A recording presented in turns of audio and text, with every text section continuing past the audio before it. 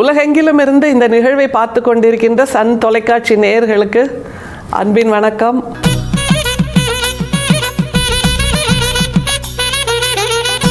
தமிழ் சித்தர் பாடல்கள் வரிசையில் வள்ளலாரோடு நம்முடைய நெடும் பயணம் தொடர்கிறது. அவருடைய 200வது ஆண்டு நிறைவு நாள் என்பதனால், நிறைவு வருடம் என்பதனால், நிறைவு நூற்றாண்டு என்பதனால் இன்னமும் அதிகமாக அவரை புரிந்து கொள்வதற்கு ஏதுவாக அவருடைய பாடல்கள், சித்தாந்தங்கள், கடிதங்கள், உரைநடைகள் எல்லாவற்றையும் பார்த்து கொண்டிருக்கிறோம். இந்த வாரமும் அவருடைய கடிதங்களோடும் நாம் பயணிக்க இருக்கிறோம். இன்றைக்கி எடுத்த உடனே ஒரு கேள்வி என்னென்னா, தொலைச்சிருப்போம்ல நம்ம எல்லாருமே, அது தெரியாதான்னு எத்தனை விஷயங்களை தொலைக்கிறோம். தினம் பேனாவை தொலைப்போம், பேப்பரை தொலைப்போம், பென்சிலை தொலைப்போம். குழந்தைகள்கிட்ட போய் கேட்டால் சாக்லேட்டை தொலைச்சிட்டேன் அப்படின்னு ரொம்ப வருத்தப்படுவாங்க. பெரியவங்கள்ட்ட கேட்டால் என்னோடய லைப்ரரியிலேருந்து புக்ஸை நான் நிறைய தொலைச்சிருக்கேன், எடுத்துகிட்டு போகிறவங்க கொண்டு வந்து கொடுக்கறதே இல்லை அப்படிம்பாங்க. அப்புறம் எல்லாவற்றையும் தொலைப்போம். பணம் தொலைப்போம், பொருள் தொலைப்போம், நிலத்தை தொலைப்போம், வீடுகளை தொலைப்போம், எதை வேணாலும் தொலைச்சிருவோம். தொலைச்சிட்டு அதை பற்றி சென்டிமெண்ட்டாக வேறு பேசிகிட்டு இருப்போம், வருத்தப்படுவோம், ஒரு பெரிய பட்டியலே வச்சுருப்போம். இது எனக்கு அவ்வளோ பிடிக்கும் தெரியுமா, தொலைச்சிட்டேன் தெரியுமா அப்படின்ட்டு. ஏன்பா முகம் வாடி இருக்குது அப்படின்னா ஒரு கதையை ஆரம்பிச்சிடும். அது வச்சுருந்தேன்னா பல வருஷம் வச்சுருந்தேன், ஆனால் தொலைச்சிட்டேன் அப்படின்னு. எதை தொலைத்தாலும் நாம் மீட்டெடுத்து விடலாம், ஆனால் மானம் மரியாதையை தொலைத்தால் மீட்டெடுக்க முடியாது அப்படிங்கிறது நமக்கு நல்லா தெரியும். ஆனால் வாழ்க்கையில் நாம் தொலைக்கக்கூடாத 2 விஷயங்கள்னால் அந்த 2ம் தான், மானம், மரியாதை, நம்முடைய கண்ணியம். இப்படியாக பல விஷயங்களை சொல்லிகிட்டே போகலாம். சரி, தொலைச்சிட்டோன்னா நமக்கு வருத்தமாக இருக்குது, ஆனால் நம்முடைய வள்ளல் பெருமான் அதை சந்தோஷமாக கொண்டாடுறாரு. அதுதான் அதில் ரொம்ப ஆச்சரியம். தொலைச்சிட்டேன்னா அப்படின்னு அவர் ரொம்ப சந்தோஷமாக உலகத்துக்கு பிரகடனம் செய்கிறார், டிக்ளேர் பண்ணுறாரு. இப்படி கூட ஒருத்தர் இருக்க முடியுமா அப்படின்னு ஆச்சரியமாக இருக்குது அந்த பாடலை படிக்கும்போது. அப்படியே அவர் தொலைத்தது எது, எதனால் அது தொலைந்தது போய் அவருக்கு சந்தோஷம் வந்தது, தொலைஞ்சது ஆனால் சந்தோஷம் வந்தது, டும் டும் டும்ன்ற மாதிரி அவர் பாடுறார் இந்த பாடலில். அது என்னங்கிறத நம்ம தெரிஞ்சுக்கணும்ல. அப்போ நம்மளும் அந்த மாதிரி சந்தோஷமாக இருக்கலாமா அப்படிங்கிற ஒரு கேள்வி வருது. நிச்சயமாக அதற்காகத்தானே நாம் வள்ளல் பெருமானோடு பயணித்து கொண்டிருக்கிறோம். அவருடைய பாடல்களில் அவர் எதை தொலைத்தார் என்று தெரிந்து கொண்டால் நாமும் அதை தொலைக்க முற்பட வேண்டும். அதுதான் ரொம்ப முக்கியம். தெரிந்தே தொலைக்க வேண்டும். தெரியாமல் தொலைக்கிறதுங்கிறது ஒரு விஷயம், ஆனால் தெரிந்தே தொலைத்தால் நம்முடைய வாழ்க்கை இன்னமும் சுகமாகும், சுவாரஸ்யமாகும்.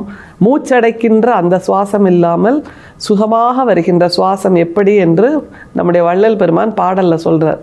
பாடலை பாருங்களேன். துன்மார்க்கம் எல்லாம் தொலைத்து விட்டேன், சுத்த சிவ சன்மார்க்க சங்கம் தலைப்பட்டேன், என் மார்க்கம் நன்மார்க்கம் என்றே வான் நாட்டார் புகழ்கின்றார், மண் மார்க்கத்தாலே மகிழ்ந்து. 6ஆம் திருமுறையில சுத்த சிவ நிலை என்கின்ற அந்த பகுதியில் இருக்கின்ற ஒரு பாடல். துன்மார்க்கம் எல்லாம் தொலைத்து விட்டேன், அந்த எல்லாம்ங்கிறதுல தான் இருக்குது நம்முடைய வள்ளல் பெருமான். எதையெல்லாம் அண்டர் த சன் அப்படின்ற மாதிரி இந்த வானத்துக்கு கீழே என்னெல்லாம் இருக்கோ தவறானவை அப்படிங்கிறது, அது எல்லாத்தையும் நான் தொலைச்சிட்டேன். துன்மார்க்கம் அப்படின்னா இந்த மார்க்கங்கள்லாம் ஏற்கனவே நமக்கு கொடுக்கப்பட்டவை. இதுதான் வழி, இப்படி போ, இந்த லெஃப்டில் போ, அந்த ரைட்டில் போ, நேர் பாதையில் போ, யூட்டர்ன் எடுத்துக்கோ, திரும்பி வா, அப்படியாக நமக்கு சொல்லப்பட்ட அந்த ஹைவே பாதைகள் இது எல்லாம். ஆனால் நம்முடைய வள்ளல் பெருமான் அது எல்லாவற்றையுமே துன்மார்க்கம் அப்படின்னு கண்டுபிடிச்சிருக்கார். அப்படி கண்டுபிடிப்பதற்கு அவருக்கு ஒரு வாழ்க்கை பயணம் தேவையாக இருந்திருக்கிறது. நாமளும் இத்தனை வருஷம் இத்தனை வயசு வாழ்ந்து பயணம் செய்தாலும் கூட நமக்கு அந்த புரிதல் வந்து சேர்வதே இல்லை. ஆனால் நம்முடைய வள்ளல் பெருமான் புரிந்து விட்டார். அதனால்தான் துன்மார்க்கம் எல்லாம் தொலைத்து விட்டேன் அப்படின்னு முதல் வரியிலேயே எல்லாவற்றையும் நான் தொலைச்சிட்டேன் அப்படின்னு சந்தோஷமாக டிக்ளேர் பண்ணுறாரு. சரி, அப்படி என்ன தான் தொலைச்சாரா அவர்? துன்மார்க்கம்னு அவர் எதை சொல்கிறார் அப்படிங்கிறது தெரியணும்ல. அடுத்த வரியில் சொல்கிறார் பாருங்க. சுத்த சிவ சன்மார்க்க சங்கம் தலைப்பட்டேன் அப்படின்னா, சுத்த சிவ சன்மார்க்க சங்கம் இப்போ தலைப்பட்டிருக்காருன்னா அப்போ முதல்ல இருந்தது அது மாதிரி இல்லை, அந்த மாதிரி பாதை இல்லை அப்படிங்கிறத புரிஞ்சுக்கணும். அப்படின்னா சுத்த சிவ சன்மார்க்க சங்கம் தலைப்பட்டேன் அப்படிங்கும்போது அது என்னது? சுத்த சிவம் அப்படின்னா அப்போ அசுத்த சிவம்னு ஒன்று இருக்கா? அது ஒரு கேள்வி வருது இல்லை. சுத்த சிவம் அப்படிங்கும்போது அது அக்மார்க் முத்திரை அப்படின்னு நம்ம சொல்லுவோம்ல, அவ்வளவு தூய்மையானது. அப்போ மற்ற அந்த துன்மார்க்கம் எல்லாம் அசுத்தமானது, தவறானது என்கின்ற ஒரு புரிதலை நமக்கு கொடுக்கிறார். சரி, சிவம் எப்படி சிறப்பானது? சிவம் மட்டும் சிறப்பானதாக இருக்க முடியுமா? அது மட்டும் உயர்ந்ததா அப்படின்னா, சிவம் என்பது மதம் சார்ந்தது அல்ல, ஜாதி சார்ந்தது அல்ல, சமயம் சார்ந்தது அல்ல. அன்பே சிவம் அப்படின்னு நம்முடைய வள்ளல் பெருமான் சொல்கிறார் அல்லவா? சித்தர்கள் எல்லாம் சொல்கிறாங்க இல்லையா? அப்படின்னா சிவம் என்பது என்ன? அது ஒரு சின்ன கேள்வி இருக்குல்ல. சிவம் என்பது வேற ஒன்றுமே இல்லை, மனிதர்களுக்கு மனிதர் அல்லது இந்த பூமியில் இருக்கின்ற எல்லா உயிர்களுக்கும் நாம் கொடுத்து கொள்ள வேண்டிய அன்பு, பேரன்பு, பாசம், நேசம், கருணை, காருண்யம், இரக்கம், இப்படி அடுக்கிக்கிட்டே போகிறோன்னு வைங்களேன். இந்த உணர்வுகளுக்கெல்லாம் உச்சபட்சமாக எது இருக்குமோ அதற்கு பெயர் தான் சிவம். சிவம் என்பது சமயம் இல்லை என்கின்ற புரிதலோடு இருக்க வேண்டும். அப்போ சுத்த சிவ சன்மார்க்கம் அடைந்து விட்டேன் அப்படிங்கிறார்ல, அப்போ அந்த சுத்த சிவ சன்மார்க்கம் என்பது எதனால் சிறப்படைகிறது? ஏன்னா அதில் எந்த விதமான சமய அடையாளமும் கிடையாது, மத அடையாளமும் கிடையாது, ஜாதி அடையாளமும் கிடையாது. இது எல்லாவற்றையும் கடந்து மிகச்சிறப்பாக எல்லோருக்கும் பொதுவான, எல்லோருக்கும் ஏற்ற, எல்லோருக்கும் பொருந்துவதான ஒரு வாழ்க்கை முறை. யாராவது சொல்ல முடியுமா, எனக்கு அன்பே தேவையில்லைப்பா, நான் அன்பில்லாமே வாழ்ந்து முடிச்சிருவேன், நானும் யார்கிட்டையும் அன்பு காட்ட மாட்டேன், மற்றவங்களும் யாரும் எங்கிட்ட அன்பு காட்டணும்னு அவசியம் இல்லை, இப்படி சொல்ல முடியுமா? இல்லை இல்லை, எல்லாரும் எங்கிட்ட அன்பாக இருக்கணும், அது ஒன்று தானே நமக்கு எதிர்பார்ப்பாக இருக்கிறது. நம்ம ஏன் போய் இறைகிட்ட கையேந்திரோம்? இறை நம்மிடம் அன்பாக இருக்க வேண்டும் என்கின்ற அந்த உணர்வில் தானே, அந்த எதிர்பார்ப்பில் தானே.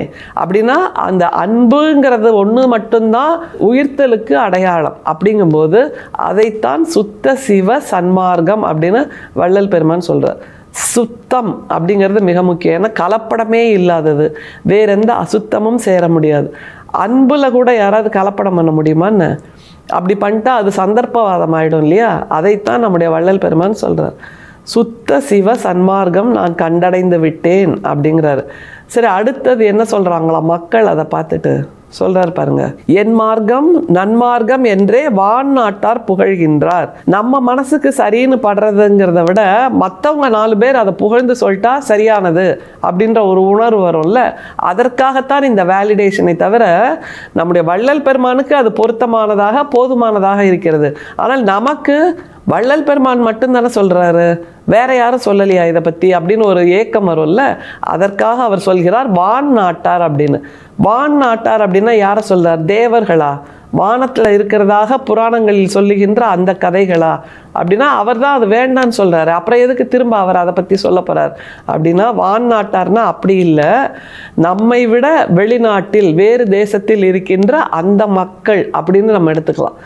ஏன்னா வெளிநாட்டில் இருப்பவர்களும் இதை புகழ்கிறார்கள், இதை ஏற்றுக்கொள்கிறார்கள் என்றால் நம்ம விட வேறு கலாச்சாரத்தில் இருப்பவர்கள், நம்மை விட வேறு மொழி பேசுபவர்கள், வேறு தட்பவெட்ப நிலையில் வாழ்பவர்கள் எல்லோருக்கும் இது பொருத்தமானதாக இருக்கிறது. அப்படின்னா எந்த பூமியில் பாலைவனத்தில் இருந்தாலும் சரி, சோலைவனத்தில் இருந்தாலும் சரி, சமவெளியில் இருந்தாலும் சரி, மலை உச்சியில் இருந்தாலும் சரி, கடல் பகுதியில் இருந்தாலும் சரி, காற்று வீசுகின்ற பகுதியில் இருந்தாலும் சரி, எல்லோருக்கும் ஒரே அடிப்படை தேவை என்னன்னா அன்பு மட்டும்தான்.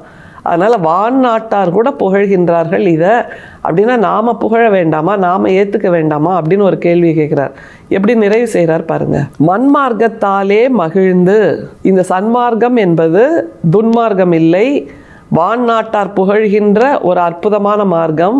மண்மார்க்கம் அப்படின்னு வேற சொல்றார். மண்பதை அப்படின்னு நம்ம சொல்லுவோம்ல, இந்த பூமியை மண்பதைன்னு சொல்லுவோம். இந்த பூமிக்கு ஏற்ற ஒரு மார்க்கம் எது அப்படின்னா இந்த சிவம் என்கின்ற அந்த அன்பு மார்க்கம் மட்டும்தான். நம்முடைய வள்ளல் பெருமானோட சிறப்பு என்னன்னா, என்னுடைய குலம் நன்றாக இருக்க வேண்டும், என்னுடைய இனம் நன்றாக இருக்க வேண்டும், என்னுடைய மொழியை பேசுபவர்கள் நன்றாக இருக்க வேண்டும் என்று குறுகிய மனப்பான்மையில் கடுகு உள்ளத்தோடு சிந்தித்தவர் இல்லை. இந்த உலகத்தையே தன்னுடைய குடும்பமாக நினைத்து, யாதும் ஊரே யாவரும் கேளீர் என்று நினைத்து, எல்லோருக்கும் பொதுவாக எது சிறப்பாக இருக்க முடியும் என்று ஆராய்ந்து அவர் கண்டறிந்து நமக்கு கையில் அள்ளி கொடுத்திருப்பது தான் இந்த சன்மார்க்கம், சிவம் என்கின்ற சன்மார்க்கம். அதனால் மண்மார்க்கத்தாலே மகிழ்ந்து அப்படிங்கும்போது இந்த பூமியே அந்த ஒரு உணர்வால் மகிழ்கிறது. அப்படிங்கும்போது நாமளும் இதை பின்பற்றினா மகிழ மாட்டோமா? மகிழ்வோம்ல. அப்படின்னா நாம் இதுவரைக்கும் பின்பற்றுகின்ற அந்த வழிகளை எல்லாம் தொலைத்து நாம் கை கொள்ள வேண்டிய ஒரே ராஜபாட்டை எதுன்னா சன்மார்க்கம் மட்டும்தான் என்று நம்முடைய வள்ளல் பெருமான் சொல்லி தருகிறார். இது டைம் டெஸ்டட் டிவைஸ் அப்படின்னு நிச்சயமாக சொல்லலாம். அந்த வகையில் நம்முடைய வள்ளல் பெருமான் நமக்கு அள்ளி கையில் கொடுக்கின்ற இந்த அமுத சுரபி என்பது நம்முடைய வாழ்க்கைக்கான வெளிச்சம் என்பதை புரிந்து கொண்டால் ஒன்றை நாம் உணரலாம். என்ன என்றால், நம்முடைய சத்திய சன்மார்க்கம் மட்டும்தான் உலகத்தில் எல்லோருக்குமானது என்கின்ற அந்த புரிதல் சேரும். நிச்சயமாக நாமும் தொலைத்துவிட்டு சன்மார்க்கத்தை கண்டடைவோம். கண்டடைந்து நம்மை நாமே மகிழ்ச்சியில் ஆழ்த்திக் கொள்ளலாம். சன்மார்க்கம் ஒன்றுதான் நமக்கான வழி. அருட்பெரும் சோதி, தனிப்பெரும் கருணை, அருட்பெரும் சோதி. மீண்டும் சந்திப்போம். நன்றி, வணக்கம்.